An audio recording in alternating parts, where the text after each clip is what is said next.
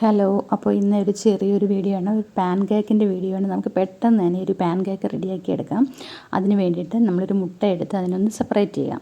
മുട്ടയുടെ വെള്ളയും മഞ്ഞയുമായിട്ടൊന്ന് സെപ്പറേറ്റ് ചെയ്തതിന് ശേഷം ഈ മഞ്ഞയിലേക്ക് ഒരു 3 ടേബിൾ സ്പൂൺ നമ്മുടെ പാലും, അതിനോടൊപ്പം തന്നെ 2 ടേബിൾ സ്പൂൺ പഞ്ചസാരയും 1 ടേബിൾ സ്പൂൺ സൺഫ്ലവർ ഓയിലാണ് ചേർക്കുന്നത്. നമ്മൾ ബട്ടർ ഉണ്ടെന്നുണ്ടെങ്കിൽ അത് മെൽറ്റ് ചെയ്ത് ചേർത്ത് കൊടുക്കാം. ഒപ്പം തന്നെ വാനില എസൻസ് ഒരു 1/4 ടീസ്പൂൺ.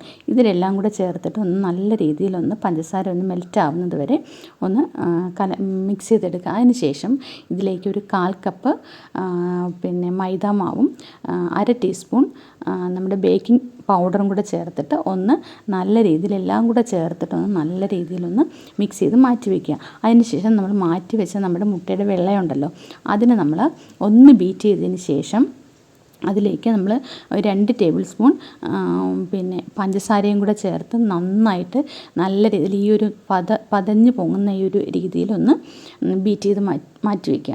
അതിന് ശേഷം നമ്മൾ നേരത്തെ മാവ് കലക്കി വെച്ചതിലേക്ക് നമ്മുടെ ഈ ബീറ്റ് ചെയ്ത് വെച്ച മുട്ടയുടെ വെള്ള ഒരു 3 തവണയായിട്ട് നമ്മളിതുപോലെ ഈ ഒരു മഞ്ഞയിലേക്കൊന്ന് മിക്സ് ചെയ്തൊന്ന് ചേർത്ത് കൊടുക്കണം. അതും കുത്തി കുഴയ്ക്കാണ്ട് പതിയെ വേണം നമ്മൾ മിക്സ് ചെയ്ത് ചേർക്കരുത്. എല്ലാം കൂടെ ഒരുമിച്ച് ചേർക്കരുത്. കുറേശ്ശെ ഇട്ട് നമ്മളൊന്ന് നല്ല രീതിയിലൊന്ന് കലക്കിയെടുക്കുക ഇത്. അതിന് ശേഷം ഇതിന് വേറെ ഒന്നുമില്ല, ഇത്ര തന്നെ ഉള്ളൂ. നമ്മൾ കുത്തി കുഴയ്ക്കരുത്, എങ്കിൽ കഴിഞ്ഞിട്ട് ബബിൾസൊക്കെ അങ്ങ് പൊട്ടിപ്പോവും.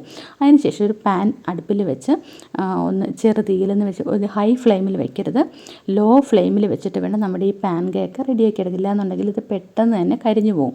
ഇത് നമുക്ക് പെട്ടെന്ന് റെഡിയാക്കി എടുക്കാനായിട്ട് പറ്റും. സ്കൂളിലിട്ട് വരുന്ന പിള്ളേർക്കൊക്കെ പെട്ടെന്ന് നമുക്ക് റെഡിയാക്കി എടുക്കാൻ പറ്റുന്ന ഒന്നാണ് ഈ പാൻ കേക്ക്. നല്ല ടേസ്റ്റാണ് കഴിക്കാനായിട്ട്. അപ്പോൾ നമുക്കിത് ഒന്ന് മറിച്ചിട്ട് കൊടുക്കാം. ഈ ഒരു നല്ലൊരു കളറിലാണ് ഇതിരിക്കുന്നത്. അപ്പോൾ ഇത്രയേ ഉള്ളൂ, നമ്മുടെ പാൻ കേക്ക് ഇവിടെ റെഡി ആയിട്ടുണ്ട്. അപ്പോൾ നിങ്ങളൊന്ന് ട്രൈ ചെയ്ത് നോക്കുക.